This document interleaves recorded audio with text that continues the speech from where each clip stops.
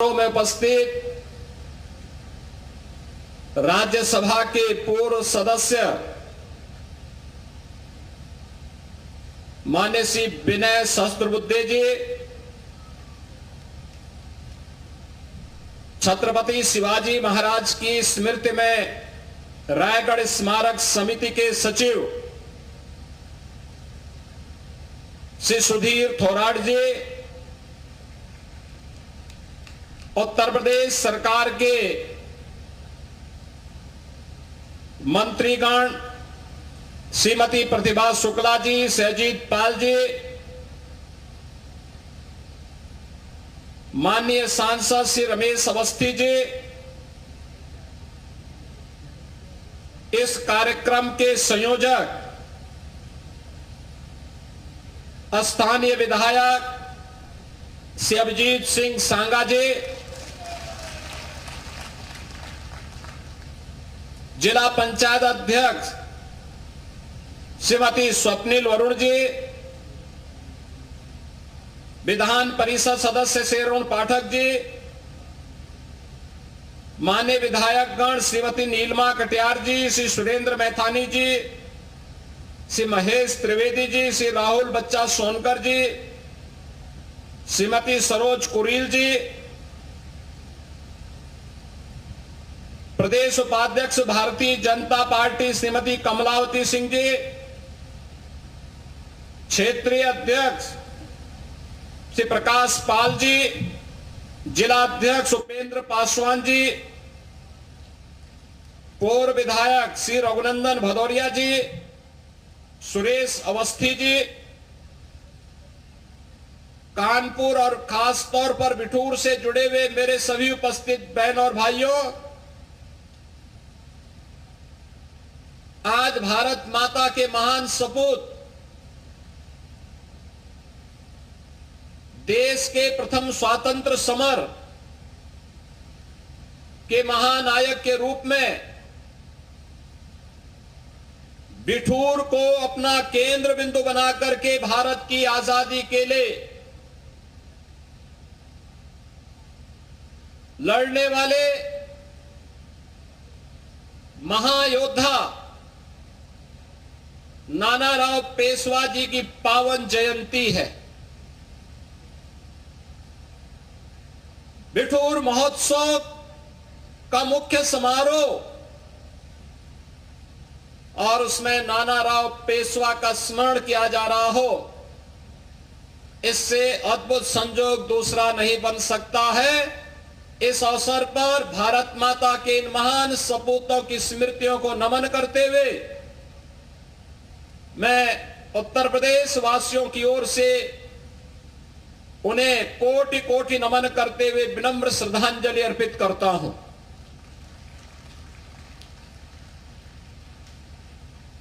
हम सब जानते हैं ये बिठूर प्राचीन काल से ही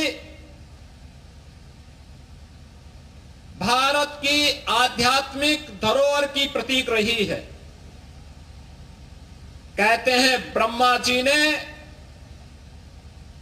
इस सृष्टि की रचना के लिए अपनी तप के लिए जिस भूमि का चयन किया था वही बिठूर है। महर्षि वाल्मीकि का आश्रम, कहते हैं लव और कुश, इन दोनों का लालन पालन महर्षि वाल्मीकि के सानिध्य में इसी क्षेत्र में हुआ था। और यही नहीं, हम आज भी आसमान की तरफ देखते हैं, ब्रह्म मुहूर्त में उत्तर दिशा में जो एक चमकीला तारा होता है उसका नाम ध्रुव है, लेकिन ध्रुव टीला आपके बिठूर में मौजूद है। इसकी भौगोलिक और प्राकृतिक छटा मां गंगा के सानिध्य में बसी हुई ये बिठूर नगरी कानपुर की तो आत्मा है, एक पहचान देती है अपनी आध्यात्मिक और प्राकृतिक बनावट के नाते, भौगोलिक बनावट के नाते। भारत की आध्यात्मिक ऊर्जा से उत्प्रोत होकर के की स्वाधीनता की लौ को जलाने का केंद्र बिंदु बने। इसीलिए नानाजी राव पेशवा ने इसी धरती को केंद्र बना करके 1857 की व्यूह रचना की थी। यही वो भूमि है जहां पर महारानी लक्ष्मीबाई का बचपन बीता था। उन्होंने घुड़सवारी सीखी थी, तीरंदाजी सीखी थी, युद्ध कला के नए नए गुण सीखे थे। यही वह भूमि है जो देश के अंदर क्रांतिकारियों के लिए एक नई प्रेरणा स्थली बनी थी। और कौन ऐसा भारतीय होगा बिठूर के नाम पर, छत्रपति शिवाजी महाराज के नाम पर, नानाराव पेशवा जी के नाम पर, महारानी लक्ष्मीबाई के नाम पर और तात्या टोपे के नाम पर उसके स्वयं की धमनियों में राष्ट्रभक्ति के रक्त का संचार न हो पाता हो। हर भारतीय गौरव के साथ इन महापुरुषों का स्मरण करता है और याद करना, इन महापुरुषों, इन महानायक और इन महायोद्धाओं का ही रणनीति राष्ट्रभक्ति और शौर्य पराक्रम का प्रतीक था कि 1857 में महारानी लक्ष्मीबाई ने इसी बिठूर में रह करके बचपन में जो युद्ध कला के गुण सीखे थे, 1857 में अंग्रेज झांसी पे कब्जा नहीं कर पाए थे। धोखे से 1858 में उन्होंने महारानी लक्ष्मीबाई से धोखे से हमला करके उन्होंने झांसी में महारानी लक्ष्मीबाई से युद्ध किया था। 1857 में अंग्रेज बुरी तरह परास्त हुए थे और उस समय अंग्रेजों ने बड़ी चालाकी के साथ, बड़ी धूर्ततापूर्ण तरीके से जो छल महारानी लक्ष्मीबाई के साथ किया था, अगर समय रहते इस छल के बारे में थोड़ी भी भनक लग गई होती, तब तक तात्या टोपे के नेतृत्व में नानाराव पेशवा की सेना वहां पहुंच चुकी होती। अंग्रेजों का कचमूर ये लोग झांसी में ही निकाल दिए होते।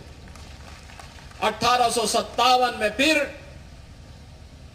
महारानी लक्ष्मीबाई झांसी को पूरी तरह सुरक्षित करने में सफल हो गई होती। लेकिन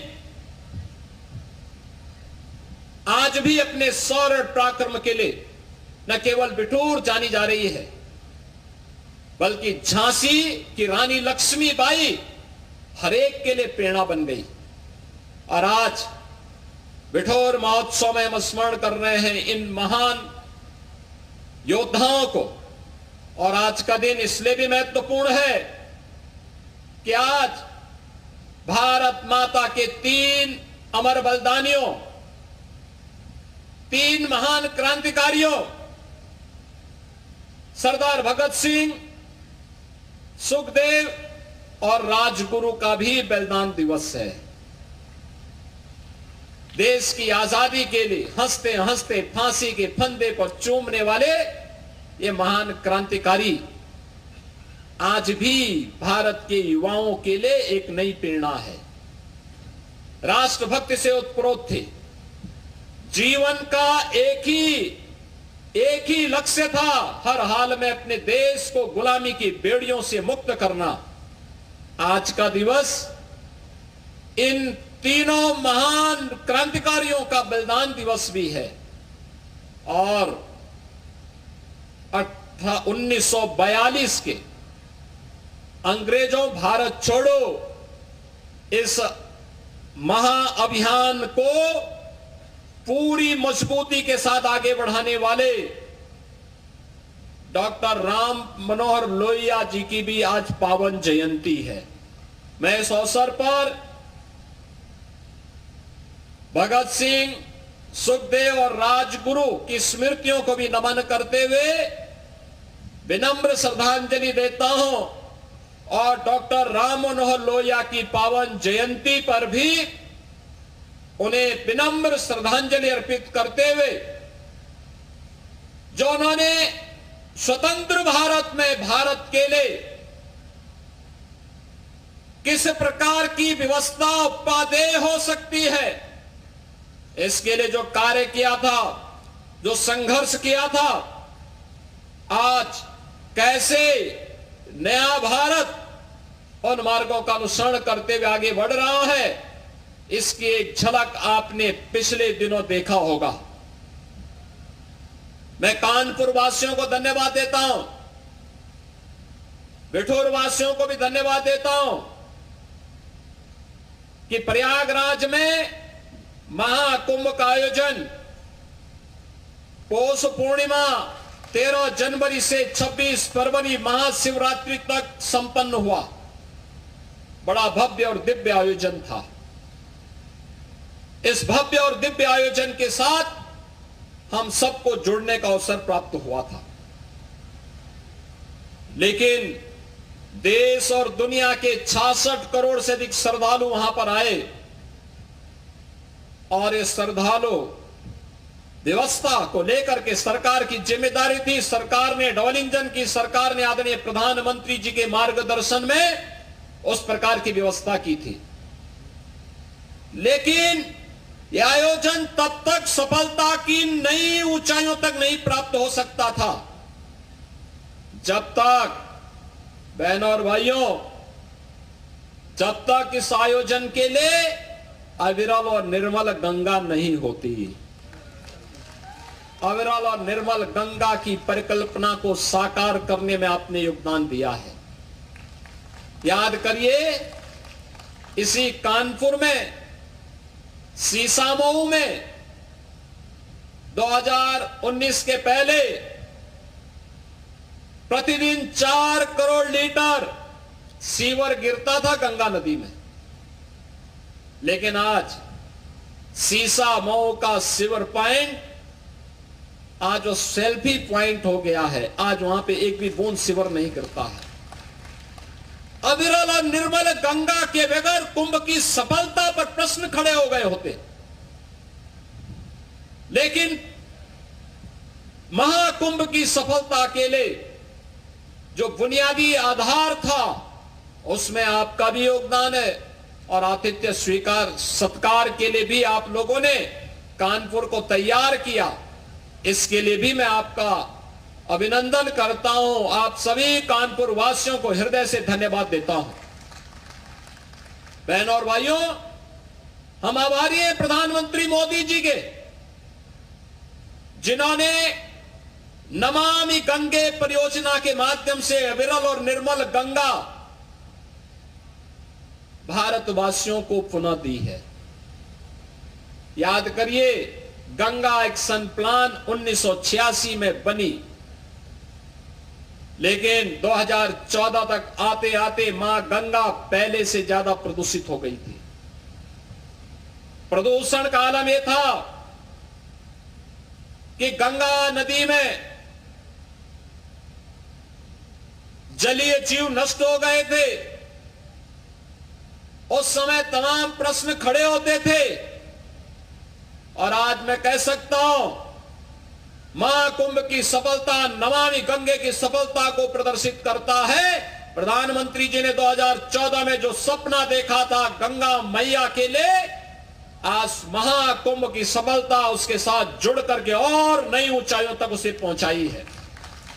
गंगा नदी में अब फिर से जलीय जीव दिखाई देने लग गए हैं। डॉल्फिन फिर से दिखाई दे रही है। अब अविरल और निर्मल गंगा के दर्शन हमें हो रहे हैं। यह अपनी विरासत के प्रति हमारे अंतःकरण को प्रस्तुत करता है।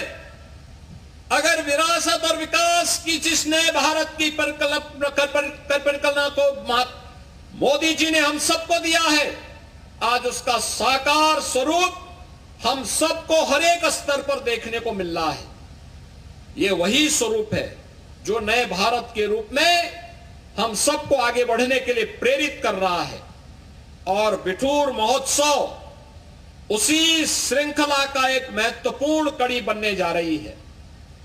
यहां पर पौराणिक काल से लेकर के और अर्वाचीन काल तक नए भारत के निर्माण की कड़ी को आगे बढ़ाते हुए आज यही कानपुर मां गंगा के सानिध्य में आगे बढ़ रहा है। कभी देश का मैनचेस्टर कहा जाने वाला कानपुर अपने टेक्सटाइल उद्यम के लिए माना जाता था, लेकिन जिन लोगों के मन में भारत और भारतीयता के प्रति नफरत थी, उन्होंने कानपुर को भी, कानपुर की उद्यमिता को भी पूरी तरह नष्ट करके रख दिया। कानपुर के उद्योग बंद कर दिए गए, कानपुर में बेरोजगारी छाने लग गई, अव्यवस्था पैदा हो गई। ये कानपुर ऐसे लगने लग गया जो कभी देश के 4 महानगरों में जिसकी गिनती होती थी, वह कानपुर नगर वीरान जैसा हो गया। वीरानी छा गई, कनेक्टिविटी से वंचित कर दिया गया, मां गंगा को प्रदूषित कर दिया गया, एयरपोर्ट बंद हो गया, उद्योग बंद हो गए, हर जगह लाचारी ही लाचारी। आप याद करिए, जब कानपुर के साथ ये हो सकता है तो देश के साथ इन लोगों ने क्या नहीं किया होगा, देश के संसाधनों में किस कदर लूट नहीं मचाई होगी। और इसीलिए मैं कहता हूं, बार बार कहता हूं, अंग्रेज चले गए लेकिन अपने मानस उत्तराधिकारियों को, देश को लूटने के लिए उसी प्रकार से छोड़ गए जो दृश्य हम लोगों ने कानपुर के अंदर देखा था। आपने पिछले 10 वर्ष में बदलते हुए कानपुर को देखा है। आज कानपुर में यहां पर औद्योगिक वातावरण बनाने के लिए फिर से डिफेंस मैन्युफैक्चरिंग कॉरिडोर का निर्माण का कार्य हो रहा है। एम्युनिशन मैन्युफैक्चरिंग का काम यहां प्रारंभ हो गया है। यहां पर टेक्सटाइल के नए हब के रूप में विकसित करने के लिए फ्लैटेड फैक्ट्री का निर्माण कार्य युद्ध स्तर पर चल रहा है। अगले 2-3 महीने के अंदर रेडीमेड गारमेंट के एक नए केंद्र के रूप में कानपुर फिर से विकसित होने जा रहा है। यह कानपुर फिर से एयर कनेक्टिविटी के साथ जुड़ चुका है। वंदे भारत ट्रेन की सुविधाएं कानपुर से दिल्ली के बीच, अन्य नगरों के बीच फिर से प्रारंभ हो चुकी है। और रोड कनेक्टिविटी के लिए तो कहना ही क्या है। आउटर रिंग रोड हो या फिर लखनऊ कानपुर के बीच में ग्रीनफील्ड एक्सप्रेसवे का निर्माण, गंगा एक्सप्रेसवे के निर्माण होने के बाद पश्चिमी उत्तर प्रदेश और पूर्वी उत्तर प्रदेश की दूरी को और कम करने में कानपुर से मदद मिलेगी। नए नए इंफ्रास्ट्रक्चर का डेवलपमेंट आज कानपुर के अंदर हम सबको देखने को मिल रहा है। अब ये कानपुर केवल एक बिखरा हुआ नगर नहीं, वीरान नगर नहीं, बल्कि नए भारत का अपनी विरासत और विकास के साथ जुड़ने वाले महानगर के रूप में देखने को मिल रहा है। 2021 में कानपुर की मेट्रो प्रारंभ हो चुकी है। फर्स्ट फेज का काम कंप्लीट हो गया है और अगले कुछ ही महीनों में हम इसके सेकंड फेज को भी लोकार्पण करने जा रहे हैं। कानपुर आज मेट्रो सिटी भी हो गया है, स्मार्ट सिटी भी हो गया है। कानपुर आज उद्योग को पुनर्जीवित करने वाला सिटी भी हो गया है। तो अपनी आईआईटी कानपुर की मदद से इनोवेशन का भी एक नया हब बनकर के फिर से उभर रहा है। उस कानपुर महानगर के अंदर आज हम सब इस महापुरुष की पावन जयंती कार्यक्रम के साथ यहां पर हम लोग जुड़ रहे हैं। और मुझे कहने में कोई संकोच नहीं, ये कानपुर ही है जहां बिठूर के माध्यम से देश के प्रथम स्वातंत्र समर की लौ को आगे बढ़ाने के लिए यहीं से नानाराव पेशवा ने देश भर के राजाओं को जिस गुप्त संदेश के माध्यम से जोड़ने का काम किया था, वह भूमि भी बिठूर ही थी। बिठूर से ही ये चीजें आगे बढ़ती है। और इसीलिए कानपुर का स्मरण देश की आजादी के लिए अत्यंत महत्वपूर्ण हो जाता है। बहनों और भाइयों, आज हम कानपुर के अंदर ढेर सारी विकास की इन योजनाओं को लेकर के चल रहे हैं और मैं इस अवसर पर आप सबको इस बात के लिए आश्वस्त करता हूं। आज भी हम लोगों ने कानपुर के बारे में विधानसभा के अध्यक्ष जी के साथ, यहां के माननीय जनप्रतिनिधियों के साथ मिलकर के एक बृहद योजना को आगे बढ़ाने की कार्रवाई को आगे बढ़ाया है। और जो बात यहां के स्थानीय विधायक कह रहे थे कि यहां पर भी ब्रह्मवर्त कॉरिडोर का निर्माण होना चाहिए, यहां की कनेक्टिविटी के लिए जो अभी गैप बचे हुए उनको हम ठीक करें, तो स्वाभाविक रूप से अपेक्षा होनी चाहिए और बिठूर को उसका गौरव प्राप्त होना ही चाहिए। इस दिशा में सरकार पूरी प्रतिबद्धता के साथ बढ़ करके कार्य करेगी। इस विश्वास के साथ आज यहां पर महाराष्ट्र से जुड़े हुए जो हमारे प्रतिनिधिगण आए हैं, मैं यहां पर खास तौर पर विनय सहस्त्रबुद्धे जी का और श्री सुधीर थोराट जी का, जिन्होंने नानाराव पेशवा की पावन जयंती को बिठूर में मनाने का निर्णय लिया। अभी आपसे मैं कहूंगा 1857 के प्रथम स्वातंत्र समर में कौन कौन से अस्त्र और शस्त्र प्रयोग में आए थे, प्रदर्शनी लगी है सामने, थोड़ा अवलोकन जरूर करना। याद रखना, यही हमारी विरासत थी, यही अस्त्र शस्त्र थे जिनका उपयोग करके अंग्रेजों को भगाने में और उससे पहले मुगलों के छक्के छुड़ाने में छत्रपति शिवाजी महाराज से लेकर के बाजीराव पेशवा और नानाराव पेशवा ने उस दौर में वह शौर्य और पराक्रम करके भारत के राजाओं के साथ मिलकर के इस कार्यक्रम को आगे बढ़ाया था। और उन्हें हम देखें, स्मरण करें, नए भारत के बारे में प्रधानमंत्री मोदी जी के अभियान को और मजबूती के साथ आगे बढ़ाने में हम अपना योगदान दें। इस विश्वास के साथ सरकार अपने महापुरुषों का सम्मान करने, उनके गौरव को पूरी प्रतिबद्धता के साथ आगे बढ़ाने के लिए पूरी कृतज्ञता के साथ कार्य कर रही है, कोई संदेह नहीं। और मैं फिर इस बात को कहता हूं कि महापुरुषों का, देश के स्वाधीनता संग्राम सेनानियों का जो सम्मान नहीं कर सकता, उस व्यक्ति के लिए और उस कौम के लिए कोई जगह नहीं हो सकती, उसके लिए कोई जगह नहीं हो सकती। जो लोग आक्रांता थे, जिन लोगों ने भारत की आस्था पर प्रहार किया, जिन लोगों को भारत और भारतीयता से नफरत थी, जो भारत की बहन बेटियों की इज्जत में हाथ डालते थे, जिन्होंने भारत की सनातन संस्कृति को रौंदने का कार्य किया था, जो आक्रांता बनकर के भारत की आस्था को कुचल रहे थे, वे भारत के लिए कभी आदर्श नहीं हो सकते, भारत के नागरिकों के लिए कभी आदर्श नहीं हो सकते। जो लोग अभी भी आक्रांताओं को अपना आदर्श मानते हैं, इन्हें तनिक भी अपने अस्तित्व पर, अपने वजूद पर तनिक भी अगर इन्हें अपने वजूद के लिए थोड़ी भी शर्म महसूस होती हो, तो इनको इंडोनेशिया के राष्ट्रपति के द्वारा रिपब्लिक डे परेड के अवसर पर दिए गए बयान का स्मरण करना चाहिए, जब उन्होंने कहा था,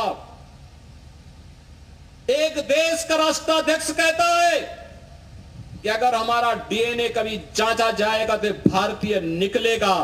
इंडोनेशिया दुनिया का सबसे बड़ा मुस्लिम बाहुल्य देश है और उनका यह बयान भारत के अंदर विदेशी आक्रांताओं को अपना आदर्श मानने वाले लोगों की आंखों को खोलने वाला होना चाहिए। मैं विश्वास करता हूं इस बयान के बाद वे लोग भी छत्रपति शिवाजी महाराज, महाराणा प्रताप, गुरु गोविंद सिंह जी महाराज और भारत के इन महान योद्धाओं के बारे में, महान क्रांतिकारियों के बारे में श्रद्धा का भाव रखेंगे और भारत को एक भारत श्रेष्ठ भारत बनाने में अपना योगदान देंगे। मैं एक बार फिर से बिठूर महोत्सव के लिए शिवजीत सिंह सांगा और उनकी पूरी टीम को हृदय से बधाई देता हूं। आगत अतिथियों का स्वागत करता हूं। नानाराव पेशवा जी को, भगत सिंह, सुखदेव और राजगुरु को, डॉक्टर राम मनोहर लोहिया जी को उनकी स्मृतियों के लिए नमन करते हुए विनम्र श्रद्धांजलि अर्पित करता हूं। धन्यवाद। जय हिंद। इन्होंने गिनती में ज्यादा बताया, उन्होंने बोला।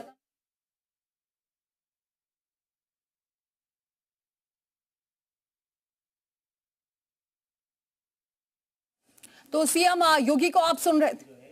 सीएम योगी को आप सुन रहे थे। बिट्ठू महोत्सव में सीएम योगी ने शिरकत की है और नियुक्ति पत्र वितरण का भी ये कार्यक्रम रहा, जिसमें उन्होंने जो विकास कार्य हो रहे हैं कानपुर में उसका भी जिक्र किया है।